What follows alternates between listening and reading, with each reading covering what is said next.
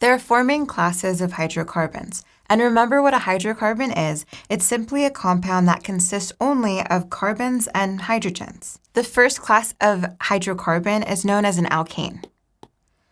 All this really means is that all of the bonds are single bonds. Now, there's something also known as a cycloalkene. You're going to notice a pattern here. So that prefix of cyclo just refers to it being a cyclic ring. So in this case, these are just different examples here, that we have several different types of cyclic rings, but note that everything is single bonded. All the carbons are single bonded to each other. Next, there are different types of carbon chain prefixes.